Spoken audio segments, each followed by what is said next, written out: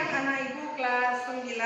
Kembali lagi pada pembelajaran bahasa Indonesia.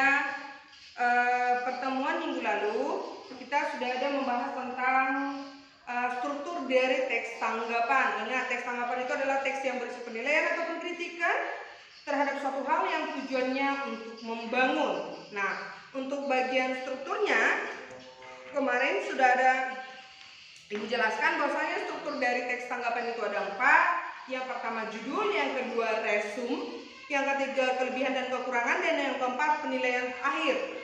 Judul itu nama dari sebuah teks, resum itu berisi pengenalan ataupun latar belakang dari hal yang akan kita tanggapi.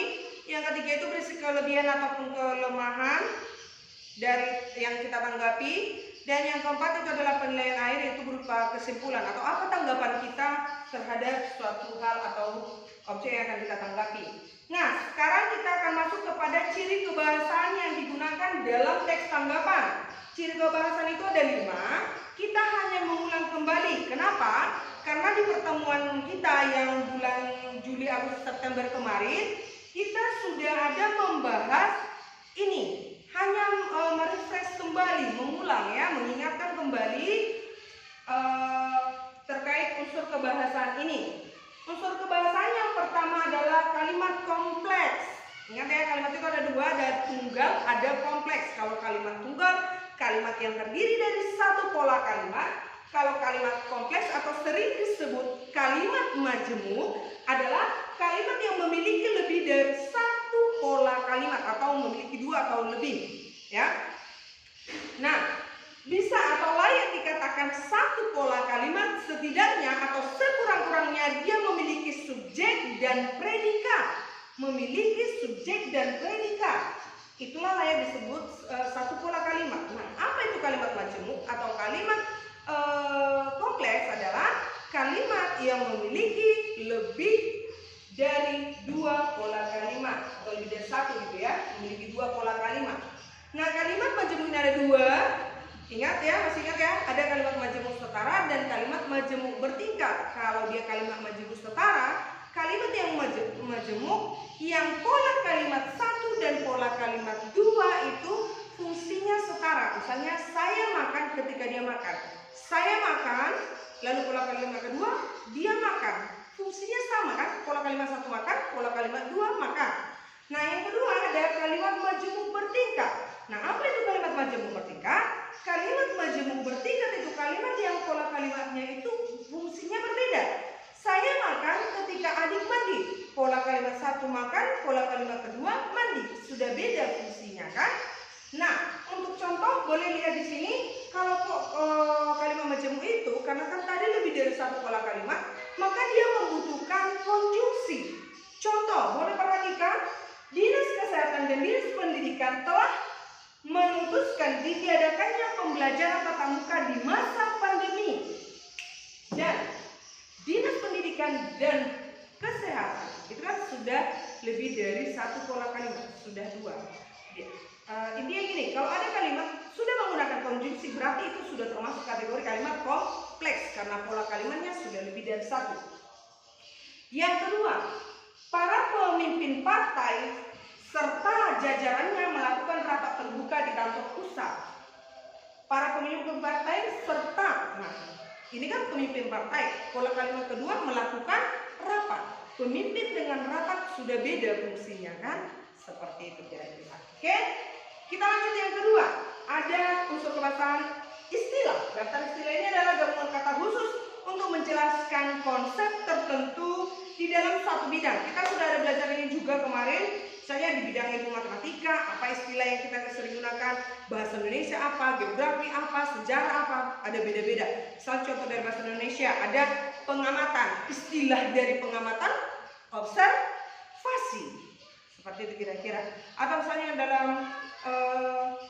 dalam contoh lain ada adaptasi, amputasi, memotong sebagian, seperti itu dan lain-lain. Ada berbagai contoh dari istilah. Lalu yang ketiga, kita masuk kalimat aktif. Kalimat aktif itu kalimat yang subjeknya melakukan tindakan. Ingat, kalimat yang subjeknya melakukan tindakan.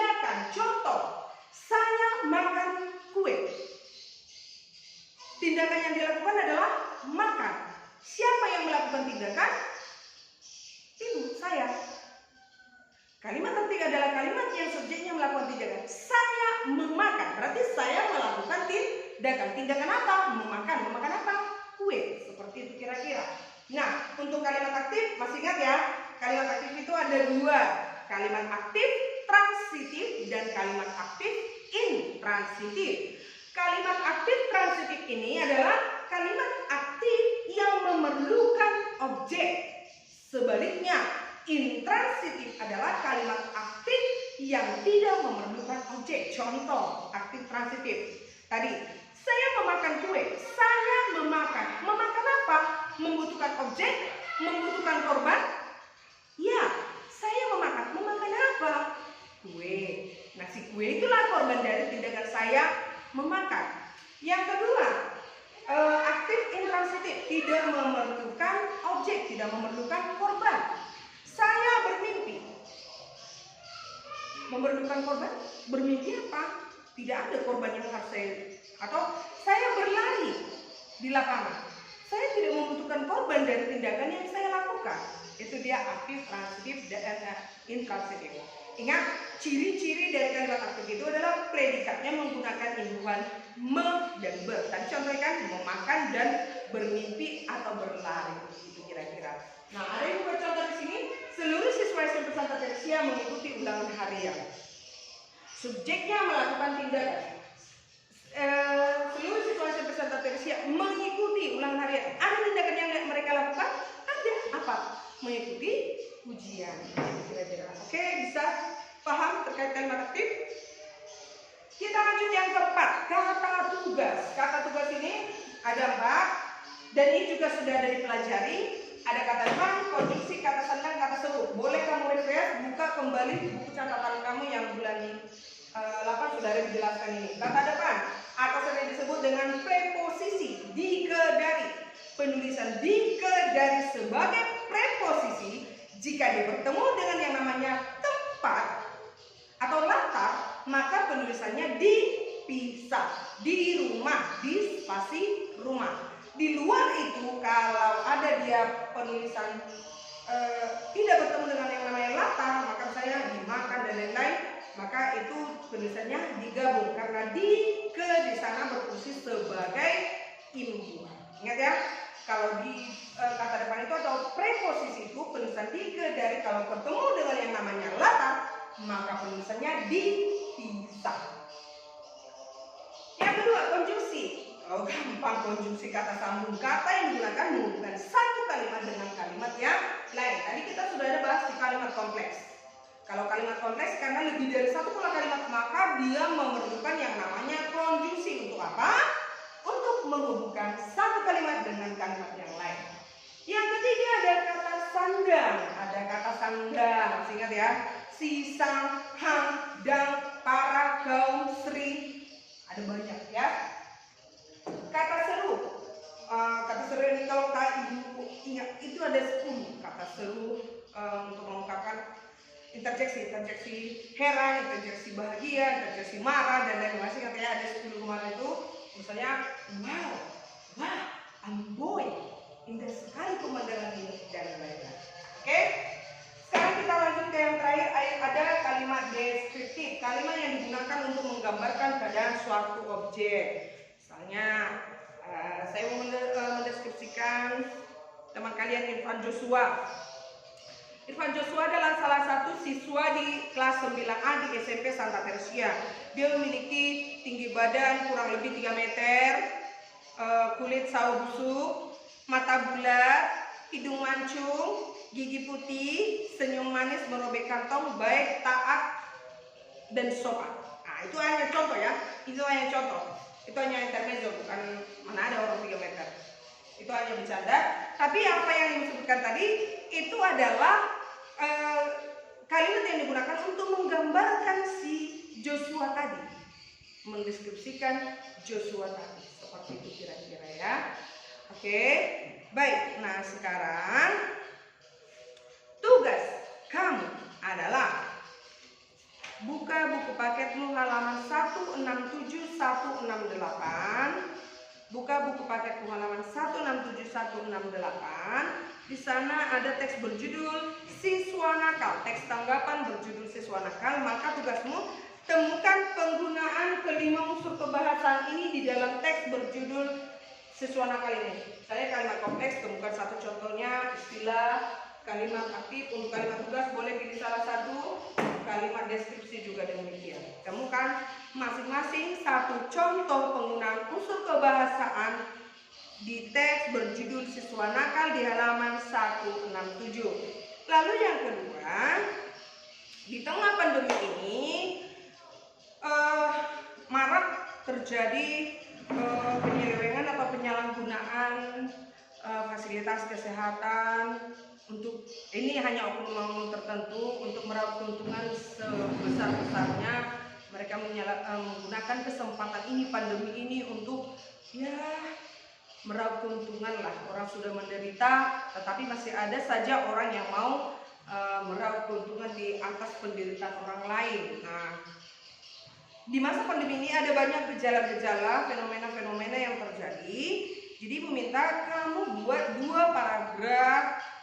Tadi kan sudah dijelaskan strukturnya, nanti boleh kamu buat resumenya dulu, lalu kelebihan kekurangan, lalu tanggapan kamu terkait peristiwa yang terjadi saat ini. Misal bagaimana cara pemerintah untuk mengatasi pandemi ini, kan dari segi kesehatan apa yang dilakukan oleh pemerintah. Nah, untuk kesejahteraan sosial misalnya pemerintah memberikan BLT, BS, GUP dan lain-lain. Nah, untuk dunia pendidikan apa yang dilakukan, memberikan paket gratis dan lain-lain. Atau boleh juga mengomentari orang-orang atau oknum masyarakat yang tidak mau taat dengan protokol kesehatan, tidak mau menggunakan masker, tidak mau cuci tangan dan berkerumun dan lain-lain. Atau boleh juga kalau misalnya menanggapi ada berita terbaru, masa katanya ada muncul hasil swab sementara dia tidak dites. Itu memang namanya manusia pernah melakukan kesalahan, tapi itu kan sebuah hal yang sederhana tapi akibatnya fatal seperti itu. Nah, ada banyak terjadi fenomena di masa pandemi ini. Nah, untuk itu Kak Ibu minta kamu buat 2 paragraf teks tanggapan, bagaimana tanggapan kamu terkait pandemi ini, fenomena yang terjadi di masa pandemi ini. Ya, ingat ya, teks tanggapan itu adalah teks yang berisi penilaian ataupun kritikan yang tujuannya membangun. Jadi kamu kritik supaya siapa tahu nanti bisa tanggapan kamu ekspos di media sosial. Siapa tahu dengan tanggapan kamu tuh orang menjadi terbuka pemikirannya, seperti itu kira-kira. Jadi tujuan kita adalah untuk membangun, membuka pemikiran orang lain, seperti itu kira-kira. Jadi cukup 2 paragraf. Untuk temanya tadi kan sudah ada Ibu kasih beberapa, boleh pilih salah satu apa yang kamu mau tanggapi, tapi tidak lepas dari yang namanya kejadian atau fenomena yang terjadi di masa pandemi ini, begitu kira-kira. Jadi buat dulu resumnya atau pengenalan latar belakang dari pandemi ini, lalu apa kelebihan kekurangannya dari peristiwa terjadi, lalu apa kritikan kamu. Ingat, kritikan yang kau berikan adalah tujuannya untuk membangun, begitu kira-kira. Ya, kalau ada yang kurang paham boleh chat atau telepon Ibu akan bantu. Jadi tugasnya ada 2, tadi menemukan masing-masing satu unsur kebahasaan teks tanggapan dari teks berjudul siswa nakal, dan yang kedua membuat teks tanggapan terkait fenomena yang terjadi di masa pandemi ini. Untuk temanya Ibu kasih kebebasan kepada kamu, apa yang mau kamu tanggapi bebas. Oke? Lalu yang ketiga, persiapkan dirimu, pelajari materi yang sudah Ibu berikan dari minggu pertama kita belajar, dari pengertian, struktur, unsur kebahasaan, dan teks tanggapan. Pertemuan berikutnya hari Selasa minggu depan kita ulangan harian yang pertama. Oke? Ingat, minggu depan kita ulangan harian yang pertama. Ibu rasa cukup sekian pertemuan kita untuk siang hari ini. Jangan lupa bahagia, jangan lupa tersenyum, tetap menjaga kesehatan, dan Ibu minta tolong pergunakan situasi ini. Orang tua memfasilitasi kamu paket internet dan lain-lain, handphone, pergunakan dengan baik, jangan disia-siakan ya nak ya. Tolong bantu orang tuamu dengan belajar sungguh-sungguh ya. Kamu tidak bisa membantu mereka bekerja, setidaknya kamu belajar sungguh-sungguh. Jangan membuat beban pikiran kepada orang tua, kalau ada pekerjaan di rumah yang bisa kamu bantu, silakan dibantu. Ya, jangan membuat orang tua menjadi terbebani. Di masa pandemi ini banyak masalah yang datang, jangan lagi ditambahin. Oke? Tetap jaga kesehatan, jangan lupa tersenyum, jangan lupa bahagia. Sekian pertemuan kita hari ini. Kita akhiri dengan membuat tanda salib ya. Dalam nama Bapa, Putra, dan Roh Kudus. Amin. Sampai jumpa kembali. Jangan lupa belajar kita ulangan harian minggu depan.